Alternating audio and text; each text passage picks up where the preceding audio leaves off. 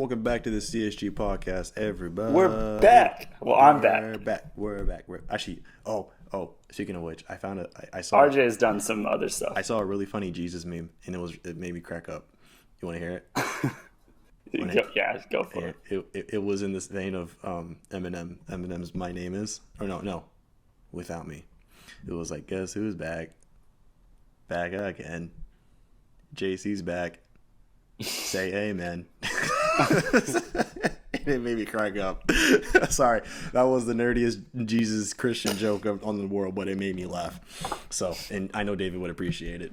Anyways, so welcome back. This is an actual gaming podcast, believe it or not a Christian propaganda podcast. If you may have been fooled. Me and RJ wouldn't even be able to agree what day to have that podcast on. That's true. Because he would have busted out Bibles on me, but I would be like, well, Scripture says Sabbath last day of the week, so I don't know. Anyways. And so he thinks he's a Saturday guy. I'm a Sunday guy. I'm a correct guy. He's an incorrect guy. we could never get on the same page anyway. True. So True. You guys don't have to worry about that. Yeah. Anyways, so we're gonna talk about games. Last week you guys might have saw it was with Desert Bee Games, special guest. It was really great. I don't know if you caught that, David. In case you didn't, because I know you don't watch it that often. She has 36,000 subscribers, and she was on our podcast. So, hey, I pull that much clout. That is the presence I command. I'm so good. I can be this small and still command people much bigger than our channel to show up. I'm sure she was like, "Oh no, RJ asked me to be on there. I have to. He doth commandeth." Yes, I dusted commandeth thee. Again with the old biblical talk. Anyways, but no, she was a really great guest. We talked about Zelda. She's a huge Zelda fan, huge Nintendo fan. So we got into Mario, Zelda, all types of stuff. So we actually didn't even get to cover everything we wanted to cover. It was like already an hour and a half, and we did not cover everything. Yeah, I saw it was long. Yeah. So I don't know. I may have to get her back for round two. But anyways, so we're gonna go like we always do what we're playing. We're not gonna cover the month plus since we have been on a podcast together. I will just say I finished Grid that I was working on last week when I was recording for Desert Bee Games. Really interesting to play, like to see like older racing games.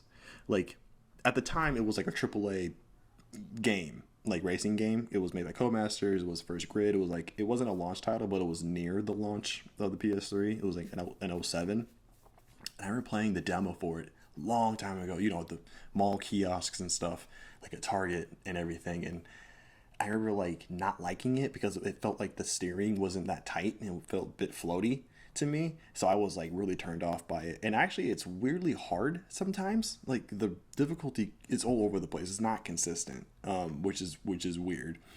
And I remember like kind of being turned off and never played it again. But I was wanted to give it another go as I got older. I never did. I finally did, and I beat it. It's your basic regular racing game. There's no real thrill. There's no anything. There's not a whole lot of unlockables or secrets or anything like that. It's a very basic by the numbers racing game. But I imagine for 07 it was pretty robust. They probably considered that a lot of content for the time. But yeah, it was nice to play. But now I've been playing Dynasty Warrior 6. It was the first one on the PS3. And doesn't have trophies, so I don't have to worry about anything like grinding. Grinding out the kills or whatever. Get 1 million kills. Or like I don't got to grind out every officer to get them to like max rank and get all their skills and everything like that. Not yet until you get on to like 7 and stuff. Not yet. But it's nice for me to get a feel for the game now. I don't have to worry about anything. I can just worry about like, okay, how do these games work? I knew what they were, but like to actually play them was a whole nother thing. To learn all the different little like it was like the special attacks you can use, and then there's the like Renbu and all that stuff, and I was like, whoa, what is all this? The game doesn't give you a tutorial at all. So I just ran in and just started just doing stuff, and then I was literally running the whole battlefield on foot, and I was thinking like, I started with a horse. There has to be a way to get my horse back. because like, this goes off, and I was like, this is ridiculous. This is like, people like this. I'm like literally running the whole freaking map to like each of the bases to take them. Yeah. And then after a while, I was like, this is ridiculous. Oh, this has to be a way. So I actually busted out the manual. I didn't read it the first time because I just assumed a game would tell me. You know, most games tell you, not this game. So I was like, the one time I thought a game would tell me how to play it, it doesn't play. It went straight Dark Souls on me before Dark Souls was a thing. And so I went through the whole manual. I was like, okay, I get everything. Everything makes sense. So I was like, you press down to call your horse. I was like, all I had to do was press the down button. And I could have gotten my horse back. You didn't just hit buttons for a little bit? But I didn't assume the directional buttons for some reason. I did not assume those at all. I pressed all the box, triangle, circle, all the shoulder buttons. Like I pressed L3 and R3 even too. I pressed like select and all that stuff, but not the directional buttons. I did not assume the D-pad would be used like that. So yeah, it's really nice. This particular one, you have the three, obviously the three kingdoms. You have 5. I'm assuming 5. I don't know if something might happen when I beat it with everybody, but so far it looks like there's 5 officers per kingdom. I'll just call them kingdoms, or faction, whatever. No, they call them forces. The forces, the Wei Wu or Shu forces, and so there's 5 each that you can actually do their story mode with. You can unlock additional characters for the free play mode. So you basically run through all the same story missions, but you can do them with any character, any difficulty, all the stuff. But you still can level up that way, which has actually been really nice.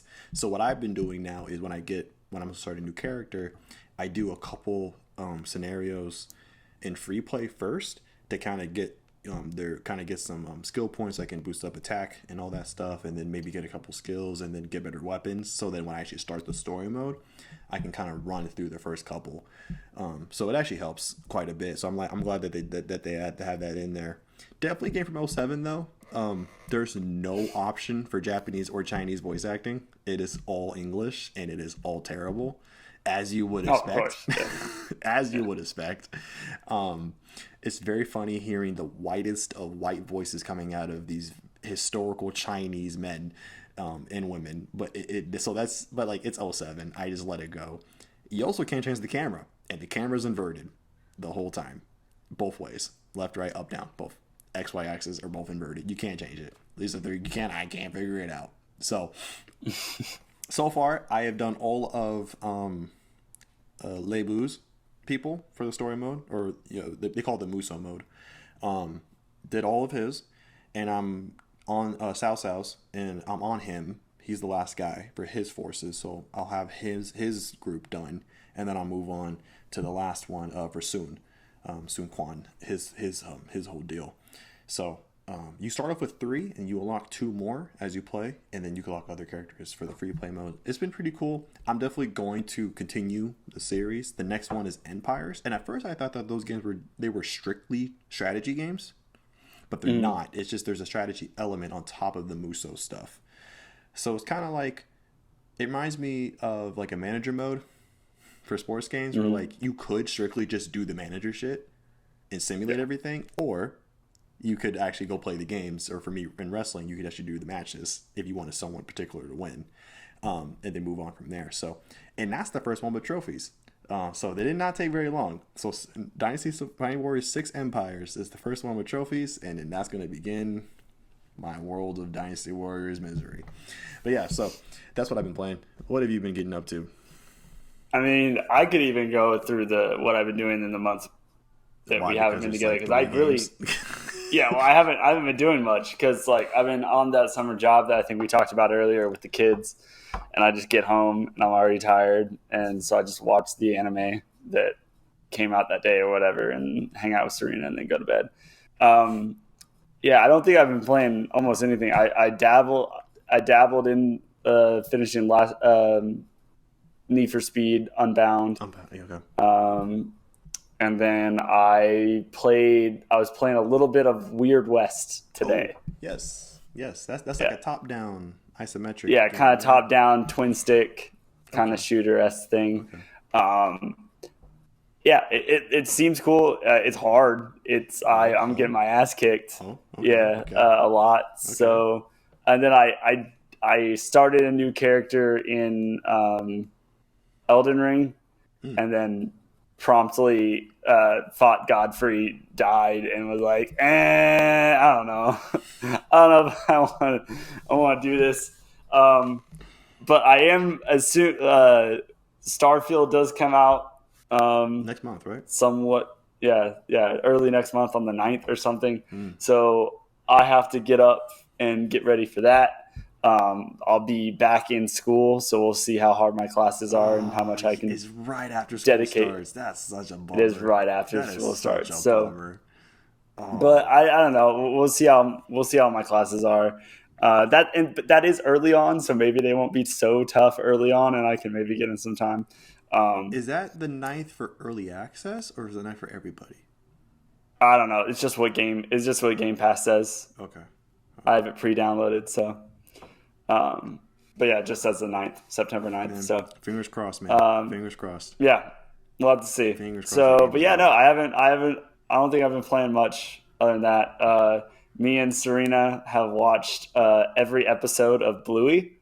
What's that? The children's cartoon show about Australian dogs. It's fucking awesome, man. It's great. It's some of our listeners, they're gonna fucking know what's up, and it is awesome. Okay, it is. Word for it. I will take your word. It is great. So instead of a game, watch Bluey. I've been watching. Yeah, it's so like wholesome and heartfelt, and just makes you feel good. You know. So I needed some of that after getting done with just wanting to slap children all day. So I needed some You heartfelt joy, children's wonder. You needed peace. You needed some peace. That's what you needed. Yeah. So no. That's pretty much all I've been doing. All right. Doing that, getting ready for live action One Piece. Yes. Was that out? 31st. This month? Mm-hmm. Oh wow. Okay. Yeah. Yeah.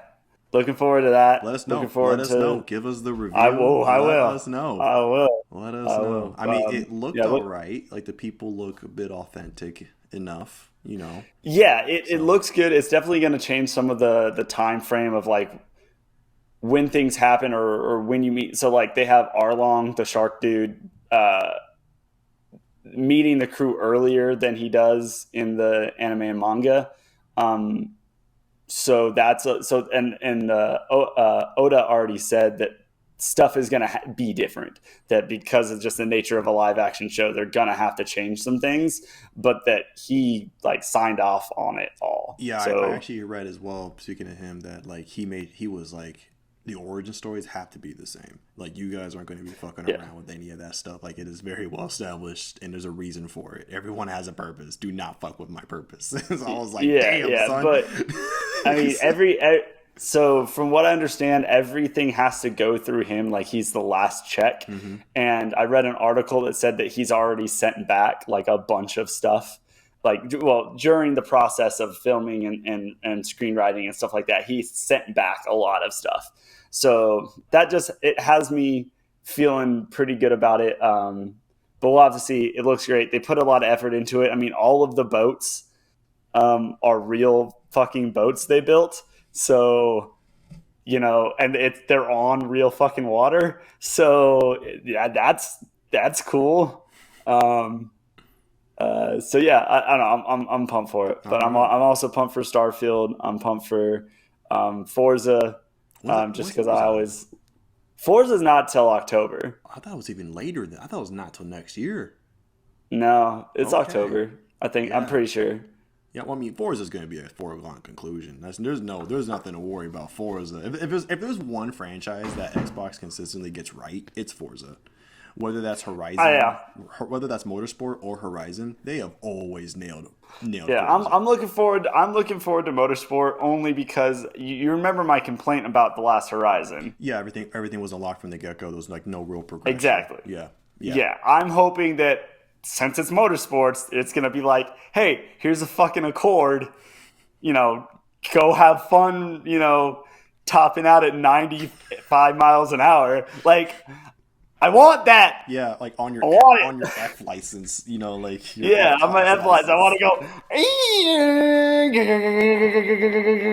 go. But like the Any tracks. racing person who's been racing for a long time knows the Hmm. as you're in fifth gear or Yeah, in fourth gear even yeah. for Because fourth gear they'll box put you people. on the exact same type of tracks as race cars, legit race cars, but Yeah. you're driving street level cars, and so yeah, those are the good days. I love You're that. just redlining at 98 miles an hour. You were, yeah, because like there'll be like a gigantic straight that's way too long for your car, so like you just Exactly. tapping out and just I everybody want it. rolling. Give it to me, Forza. Yeah, Give it to me. no, but Anyway, they've so always killed yeah, it, so so I'm not worried about the issue. Is this the issue is that Forza Racing is a niche, and so it doesn't have as wide appeal as your action yeah, shooters or something like that. Unfortunately, yeah. which sucks because I mean Forza has been a mainstay for Xbox for what 20 years now plus maybe. It's like it's some people legit are just like they rather prefer Forza over Gran Turismo. That's how good It's been that that's way for how a good while. it is. Yeah, That's how good it yeah, is. So especially with sport kind of dropping the ball and seven having its issues too with monetization and also why both of those games are always online titles for no real reason when Forza has never done that. So yeah. yeah. But anyway, so we'll move on here. So David wants to talk about two things. He wants to talk about Baldur's Gate, and he wants to talk Yeah. about something going on with Xbox that I may not be in the know on. So first, So Baldur's Gate. it's both. Yeah, it's both Baldur's Gate stuff. So first Oh, off, okay. Baldur's Gate has launched, Yes, and taking over the a lot of fucking people. world. Yeah, a lot of people have been comparing it to when Elden Ring came out, a very niche genre Mm-hmm. that had strong followings, and then for whatever reason caught the right winds, came out at the right time, like, and has just exploded. So like Elden Ring was hard as nails, JRPG action, and we all know what Elden Ring is now. And Baldur's Gate is this very like D&D number rolling in the background, because from what I haven't been able to play it for reasons we'll get to in a second. But from what I understand, there isn't like real rolling you do, but all the rolling. And when I say rolling, it's like in D&D, for people who don't play, you roll different like D20s and D10s, stuff like that, for results. And the higher the number, typically the better results, based off of your skills and all that sort of stuff. And that's all happening in the background. But the cool thing about Baldur's Gate is you can use the game mechanics to like break the game sometimes. So like in other, I can't remember the people who made the game. I can't remember I Criteria, don't know their name. something like that. Oh wait, the original guys, Yeah, or or this, or no, this it's one, the this people game. doing it now. Okay, I Yeah, wasn't sure what you meant. I don't know who made. I yeah. don't know who made this So one. they've done other games, and before, like, so if you're like an undead character, there's things that like healing potions actually hurt you.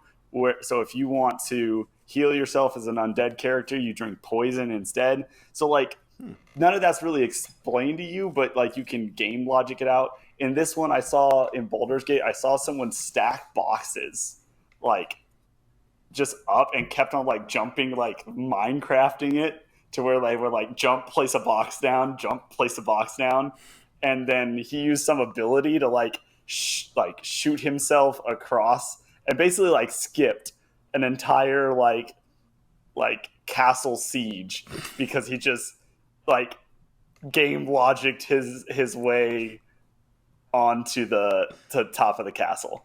And apparently the character creation is really like in depth and cool, and the class mixing and stuff is cool. But like because of the issue we'll get to in a second, I haven't been able to really delve into it because I don't have a PC that wouldn't just explode as soon as I started the download on it. Yeah, that laptop ain't going to last a second with that No, thing. no, Even on exactly. potato settings, So it won't work. no, it would just take out a sword and just commit seppuku, just all over my table. Actually, it may not even not because it's going to go at like 2 frames a second, so it's going to take like Yeah. an hour for that to happen. So yeah, but let's get to the reason, and this kind of will actually like connect to what we'll talk about, what RJ wanted to talk about later. But so Xbox's, so right now Baldur's Gate came out first on PC, and then it either is launching soon or has already launched. It's coming soon. It's not out for PS5. PlayStation 5. Yeah, it's not out for PS5 yet. But it is being delayed on the Xbox Series systems. And Baldur's Gate's the developers come out and said that it's not an exclusivity thing. They didn't, promise PlayStation X amount of exclusivity time. It was because of compatibility reasons. And if you're like me, or you should know that Xbox Series X is the most powerful home console by far. Like, PlayStation 5 is really good, but what the Xbox Series X can do is crazy. So why is that a problem? Why isn't it launching on the Series X? Well, because of fucking Microsoft's rule that what plays on the Series X has to play on the Series S with very little downgrade. It basically has to be the same game. And because of the complexity of Baldur's Gate, being able to stack 80 boxes on top of each other and then shoot yourself across to a place you weren't supposed to be in the first place, it has all these logic engines and stuff like that running in it. It is having a really hard time running on the Series S. It can run on the Series X right now, but they can't fucking put it on the Series X because they have to put it on the Series S because it's a Series XS game. That's all the games. So essentially, I'm as an Xbox fan, as a guy who would want to play Baldur's Gate 3, it's just pissing me off.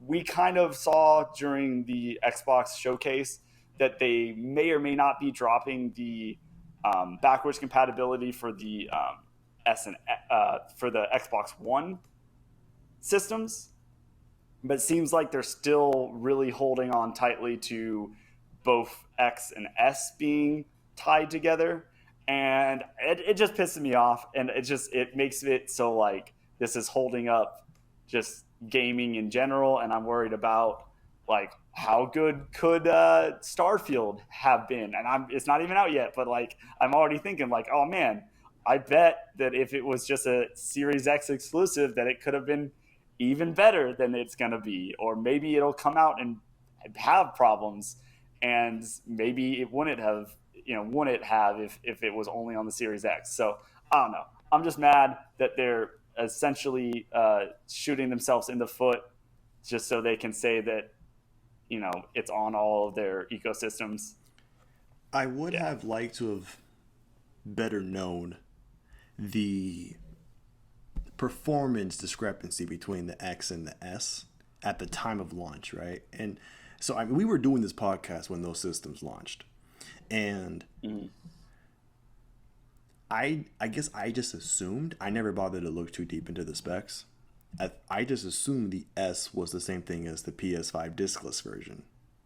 Obviously it's not, but I assumed that was the case, right? Because on PlayStation, there's no performance difference. The only thing that's different is the disc drive that's missing. That's it. But as we all know now, there are actual performance differences between the X and the S, and the S is the S is less powerful than the X, and it's also less powerful than the PlayStation 5. It is still powerful than the Xbox One. Not only is the S less powerful than the Series X, that's a given. The S is less powerful than the Xbox One X. The X? The Xbox One S or Xbox One X? The latest version of the Xbox One before Get out of here. The Xbox One S? The slim model? Yeah. No, the X. The one so that's the X though. That's the elite before. one. That's the elite one. Yes. Okay. The elite, whatever. Okay. It is less powerful hardware specs than that. The only difference is that the Series S has an SSD. If the Xbox One X had an SSD, it would be more beefy than and more capable of more than the Series S. Is the Xbox is the Series S more powerful than the PS4 Pro? Yes, I believe so. Okay. Yeah, I believe so. Well, either way, though, it's the point is that it falls far behind these current consoles. Yeah, it is not a current gen console by performance standards. By specs. By performance, it's not. It's not, and it is frustrating. That we are being tied down to it. But what sucks is that, and I don't know, maybe my nose wasn't as far to the ground, close to the ground as it could have been, but like I don't remember any outrage when the systems were first announced on the Xbox side, right? Again, it could be because we don't have the foresight back in 2020, but like it's still like, why would you do that? So here's and again, we'll get in. I think when you told me what you wanted to talk about, I had the same argument that I'm about to play for this as a justification. Not as a gamer, I don't like this justification. Well, as a gamer who has a Series X, I don't like this justification. But I do think that it's partly due to most things post-COVID. It has to do with COVID. I think when we first heard about it, we were like, oh, cool. This is like they have, the Series X for the people who can afford the $500, $600, whatever it was at launch. Like they can have that. And then you have this much cheaper version that's kind of like a holdover until you can get the better one. And I can't speak for Xbox, but at the time it made sense to me that like they had this kind of like in between, like, it's not as powerful as the Series X. It might not even be as powerful as Xbox One X, but it has SSD, so it kind of like is a transitionary system. But I expected that to be kind of for the shackles to be unleashed from the Series X, like 2 to 3 years after it launched. How is the S? But because of COVID.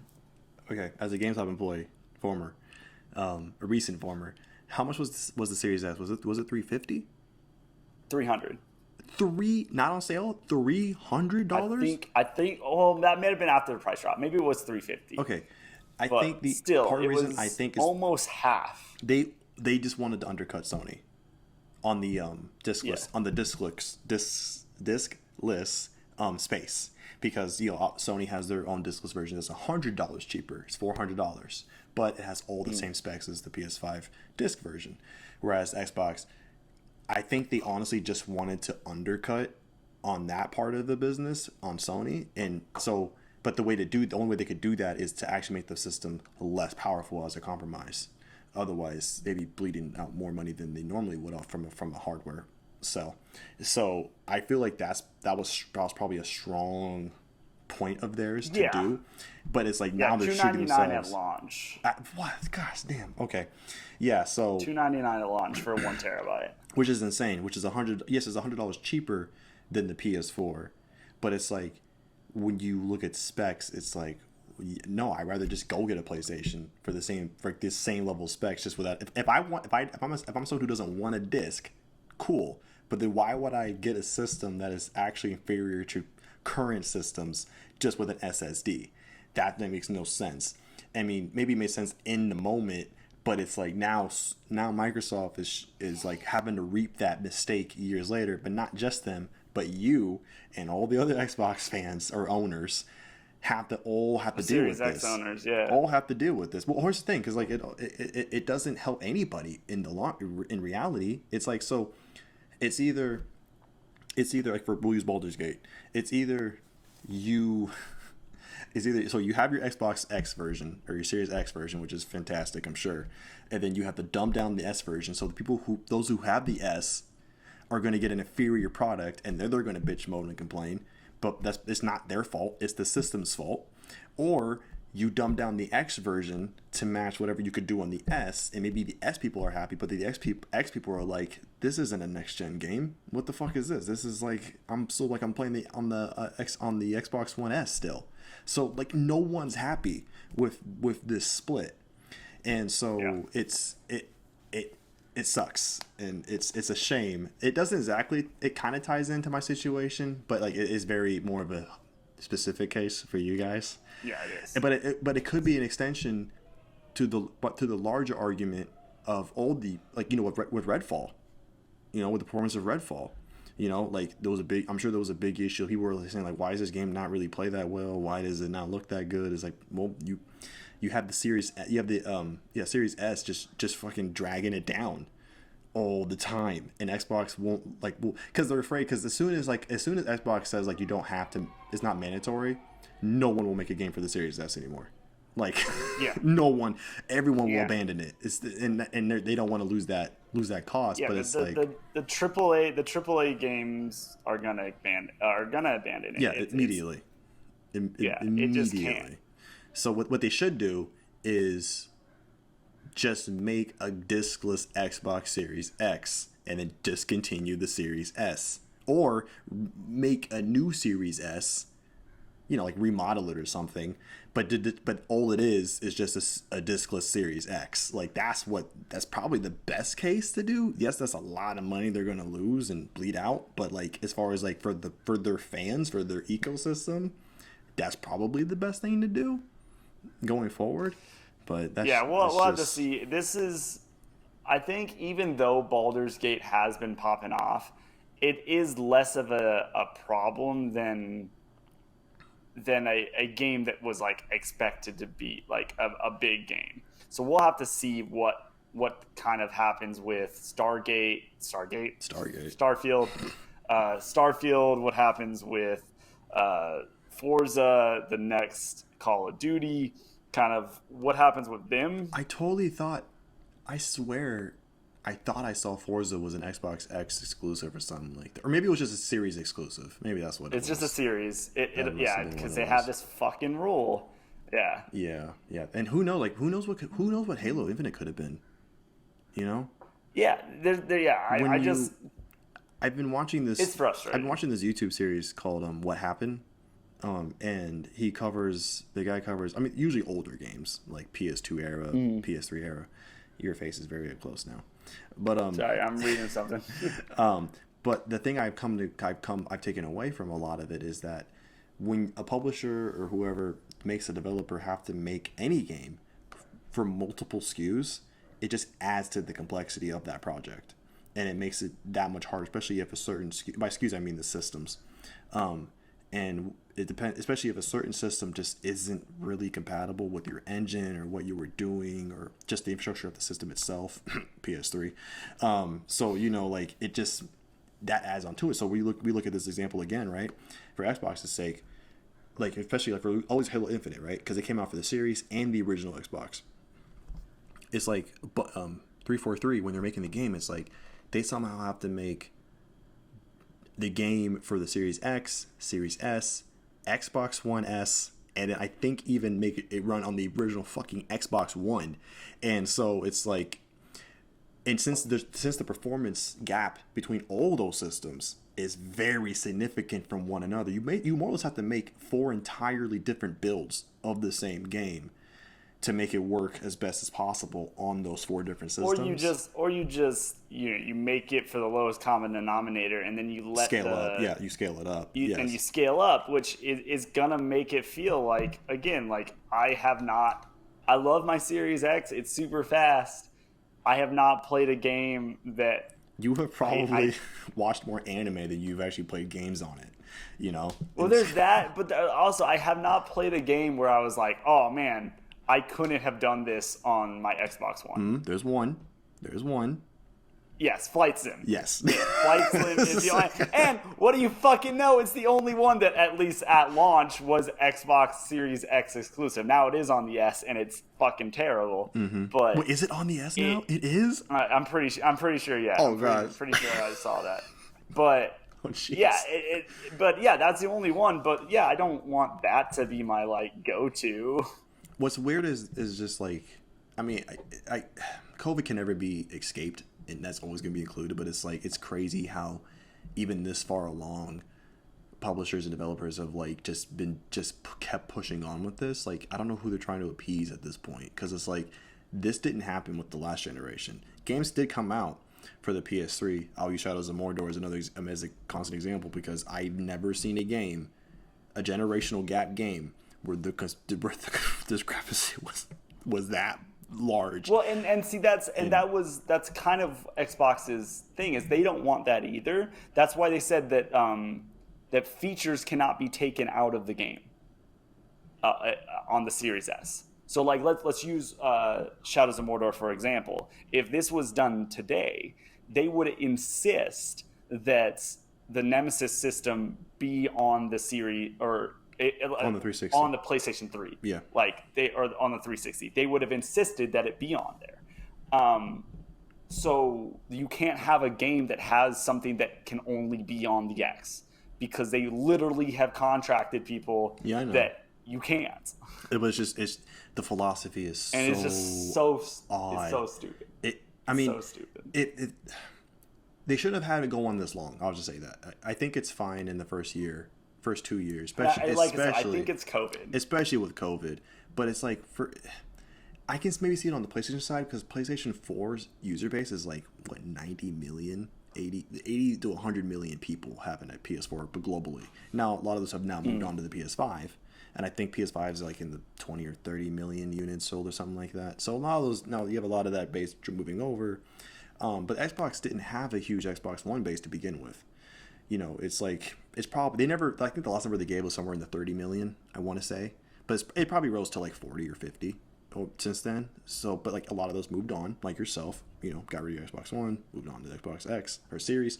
So, you know, there's probably somewhere in the ballpark of upwards of 10 million people. So it's like, what is this decision? Like, you don't have the base, so you don't have as much to lose. Like if Sony were to try to do this move, you know, so it's like, it's like you said, it's baffling. But it's almost like, I don't know, like trying to keep the base that you do have. So maybe they're afraid that that they won't be able to get even their minuscule base from the Series S over to the Series X if they start, if they drop that. I guess. But if games stop coming out but for the Series S. This is how it's always freaking been. I don't care if these young little punks who are 18 who don't know games yet are all going to be pissy about it. Like, this is how it goes. This is what has to happen. So it's like... Yeah. And you can play Fortnite no problem on any system. It's not that intensive of a game. So who cares? You know? Yeah. So... And to get back into my 4D chess stuff, it could be that they need this to be the case because if you launch Xbox Game Pass across every platform, you have to have as big of a library as you can working on every console. Because if all of a sudden you have, because that would hurt Xbox Game Pass on the Series S if all of a sudden you have that and then you don't have as many games on the Series S to play anymore, and your library selection is less. But this is why at this point, that's why I go back to, I think their best move in is to just redo the Series S, relaunch it with just, like I said, just a discless version of the X, and everyone's happy. Yes, it would be $50 more, but like, what's that? Or I guess $100 more. But it's like when you realize if they do their messaging right and it comes very clear to everyone, that's like, this is a much more powerful machine. It's just on par with the X. Now there's just no disc. Yeah. There's no more. Now there's no more discrepancy, and then everyone's happy. People who have X are happy. People who have S are happy. They get better games. X get the games they've been fucking waiting for years, and everyone's happy. And then devs are having an easier time because they don't have to worry about 2 different SKUs to make games for anymore. So, I mean, yes, the people who did buy the S are a bit shafted. I think that's just a casualty of war, honestly. That's just a casualty of war in this situation. Or casualty of business, I should say. Yeah. But we're going to we'll transition to the next kind of thing. It kind of ties in, I guess, to what I wanted to talk about. But for those who don't know, so Jedi Survivor came out in March, I think, of this year, March, April. And it infamous... Keep glowing reviews, no problems. It infamously... Don't look too close into it. Infamously... crashed systems far and wide across the land on every system. PC particularly got it bad. Yeah, PC got it worse. But it did crash PS5s for sure, and I'm sure Xbox Series X's and S's as well. And so I don't know what the state of the game is now. I know they put out some patches to address the performance and stability issues. but I don't know where it's at now as far as people talking about it, and how it's running. I'm sure it's better, but I don't know if it's like, flawless now. But recently, Respawn has announced that there's going to be a PS4 and Xbox One S, I'd imagine, SX port for the game. And I literally did a confusion emoji in my head because I was like, how is that gonna turn out? Because if they barely got the game running with the best tech and specs hardware for systems now, with SSDs running and blistering speeds and all the loading up those lands and those worlds in great time and all that shit with all the detail and fidelity, how in the world is that going to run on a base PS4 and a base Xbox One S? I'm pretty sure not the original Xbox One. I'm sure just like Xbox One S is the baseline, but I do not know how in the hell that's going to run, because that's a pretty. I mean, it's not like the most insanely detailed game in the world, but it's pretty detailed, and it's an open world game of sorts, so there's a lot of environments to load up. So I don't know how that's going to run.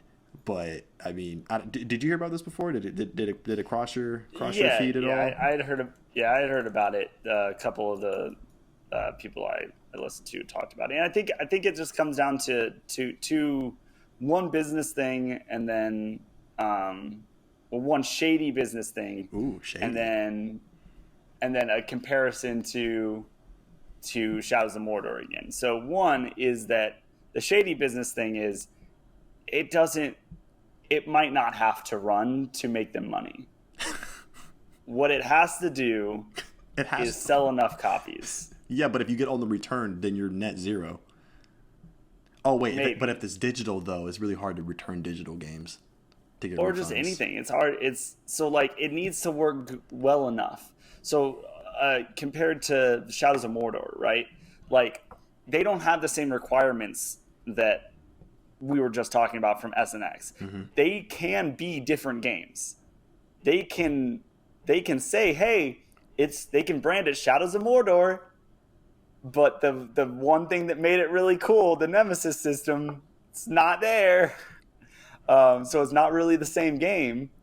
So they can just brand it, Star Wars Jedi Survivor. What is it? Jedi Survivor. And then maybe it doesn't have all the customability of the current gens. Maybe the textures are definitely going to be dumbed down. The open world might not be as open as it was. The load times are going to be atrocious. But as long as they sell enough copies to make the money make sense, that's why they're doing it. And they're doing it too because, again, COVID has made it to where the player base of both the PlayStation 4 and Xbox Ones are still significant, to the point that it wouldn't have been this way in a normal console cycle. In a normal console cycle, 5 years out, right? We're 5 years more. I can't even remember. We're three. Jesus, it's been so long. They came out in 2020. Even 3 years out, whatever. 3 years out, we would have seen most of the base moved by now. But we haven't seen that yet. And a lot of that had to do with the chips shortage. A lot of it had to do about the uncertainty over everything in this world. But there's still a significant amount of player base on last gen systems, and so they see that numbers and they're like, we have to tap this market. And we're not game developers, we don't know what goes into it, but my guess is that it is a lot less expensive to take something and strip it than to build it up again, to build a new thing. So I think that it has to make money sense. They wouldn't be doing this if it doesn't make any sense. That it is pretty cheap to take the game that they just launched on the current systems, how messed up it was, and just strip the hell out of it until it fits inside, last gen's computing powers. That's going to be, I mean, granted, now here's the thing. Those systems, I'll use Sony as an example. Sony showed in the tail, in 2020 actually, 2019, 2020, how much you can get out, of the system. particularly the PS4 Pro. So, you look at Last of Us 2, Ghost of Tsushima. Those are two prime examples. They came out, I think, like within a month of each other in 2020, I believe, or 2019. And yes, they're single player games, so the assets are more focused. They're not open world adventures. Well, Ghost of Tsushima is actually. But like you look at those games and you're just like, how? Yeah. Last of Us is still very impressive. A better looking game than I've seen on any game I've played on the Xbox Series. Very impressive. Yeah, it's still insanely detailed and impressive. And that was actually the same thing that they did on the PS3s. And I was playing on an original PlayStation 4. Just FYI, like I wasn't even playing. And you could say that makes the same case with PS3. The last year that's just like before the next gen systems came out, we got Beyond Two Souls, Last of Us, Ratchet and Clank Into the Nexus, Tomb Raider, and a couple other games as well. And the Tomb Raider was for both systems, but like I played all three of those other ones, right? And you're just like, how in the world? Like that game rivals PS4 games, Xbox One games, And to Xbox's credit, when the Rise of the Tomb Raider was an Xbox exclusive for about a year, even the 360 version was insanely detailed. And you're just like, how did they pull this off on a 360 2 years into the two years into the Xbox One's life cycle, and it looked good, very on par. And so it's like, it's not that they devs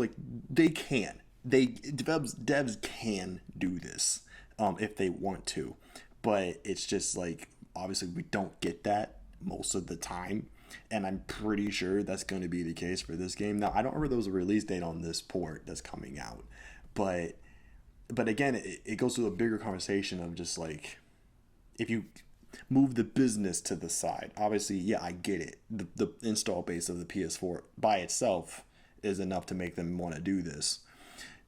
So I get that, but it goes to conversation of just like, man, for the consumer's point of view, it's like, if I'm someone who hasn't moved on, and yeah, I wanted to play, like maybe I played Fallen Order, loved it, want to play the sequel, heard that it was a next gen built game, and now they're giving me a port.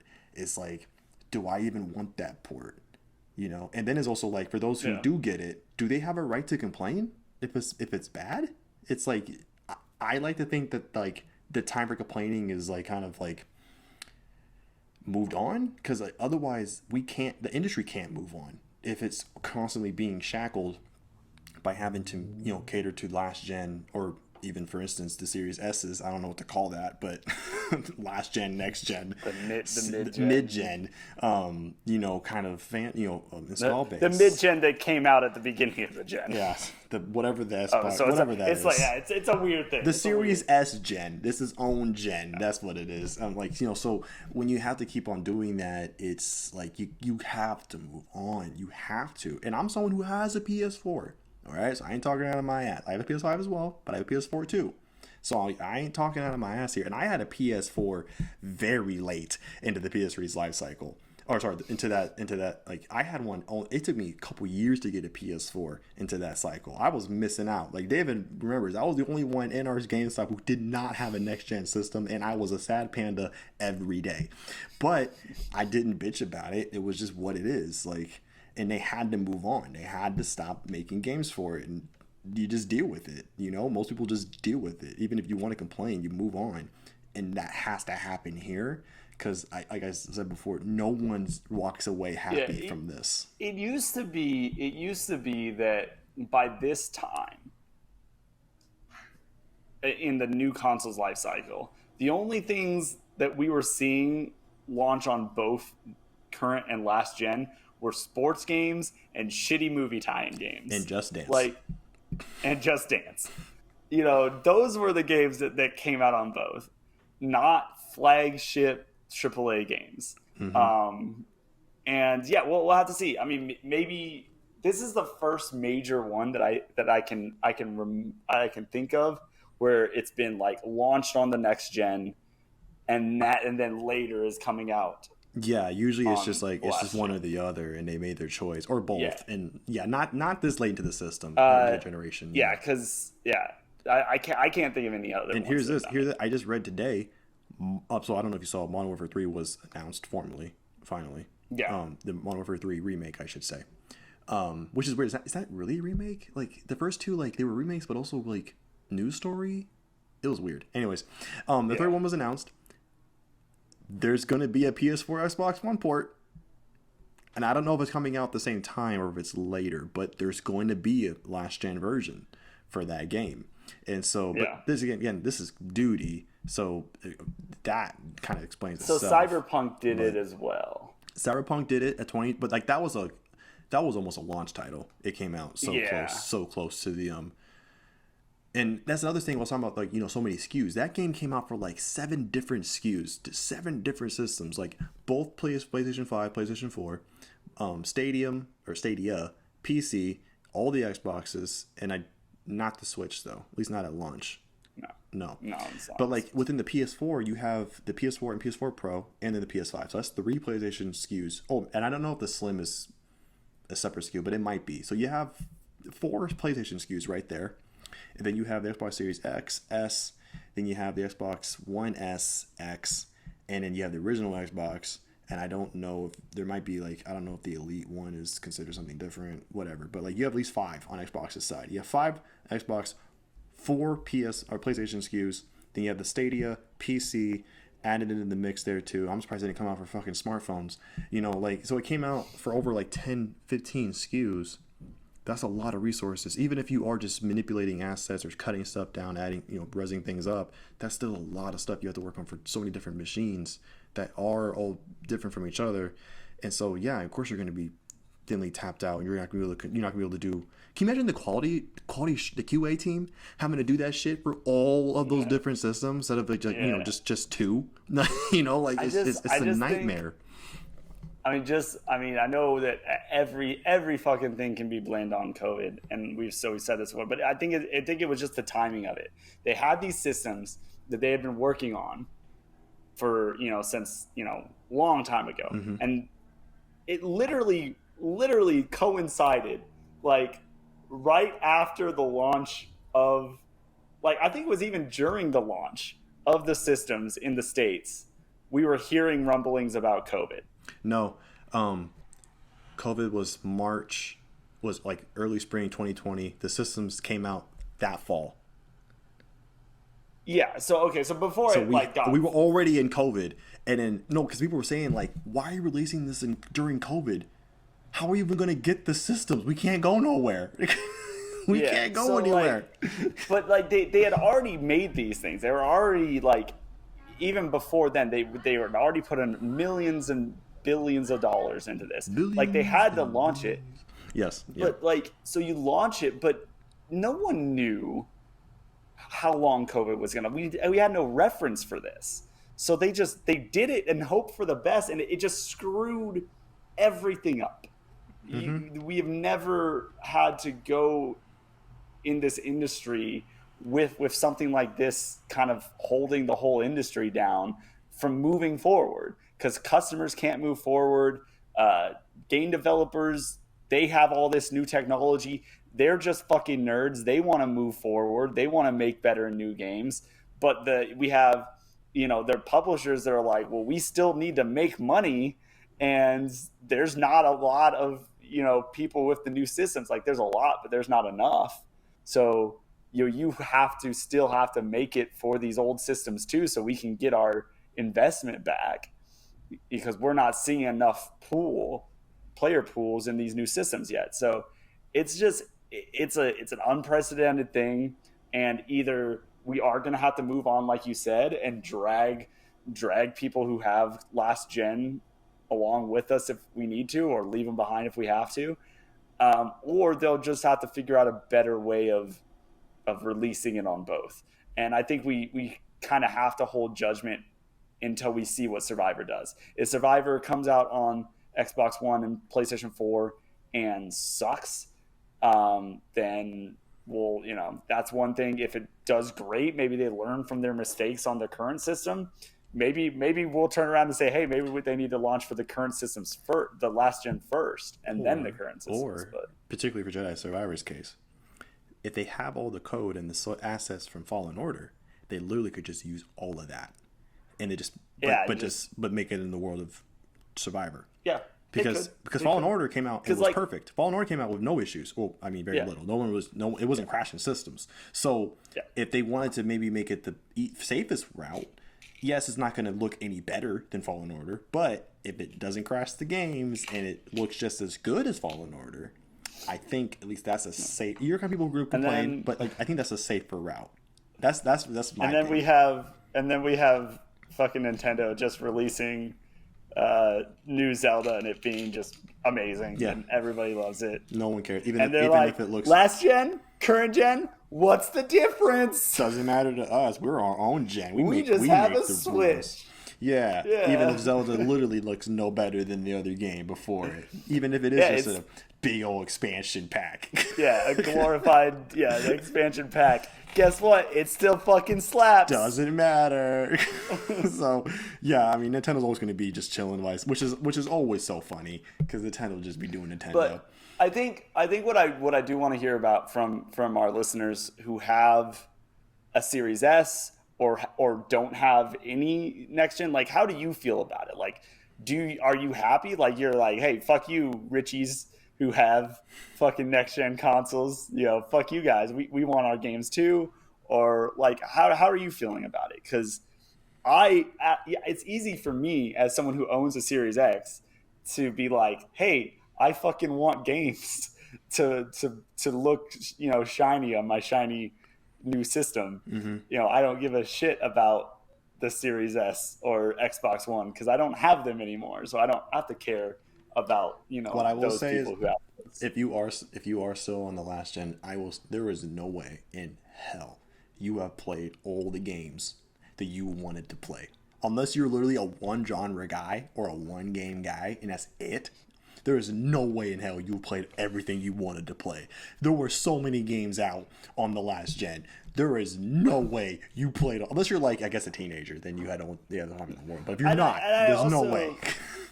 I also, though, understand the concept of, like, that it is a social thing, too. Like, you don't want to be left out. Like, can you imagine being a gamer and then being left out on the Elden Ring train? Like, you have the entire gaming world talking about Elden Ring. But it was on last gen, so you're fine. And there was, I didn't hear anyone talk about it. It didn't perform bad on it.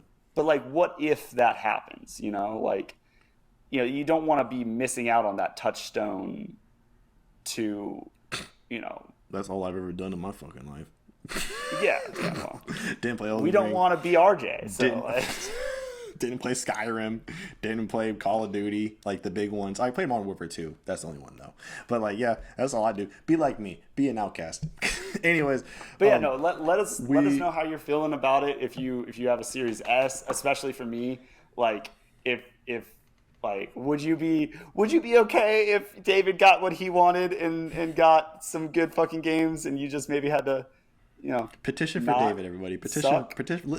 Make David happy. Petition for him. Yeah. And let us know if you we didn't get into this, but let us know your thoughts on a potential what I've been hearing about this PS5 Pro out in the wild. Oh yeah, the mid-gen refreshes coming up. Or a Slim or something. I think people have been saying like a Slim. I haven't heard anything from Xbox. Yeah, I think they confirmed that they're not going to do something. Yeah, I'd be so pissed if they were like, we're going to do a mid-gen refresh and they're still fucking doing this Xbox can you Series guys S fix thing? the current, please, before you refresh anything? Yeah. How about refresh your Xbox One S. Refresh that.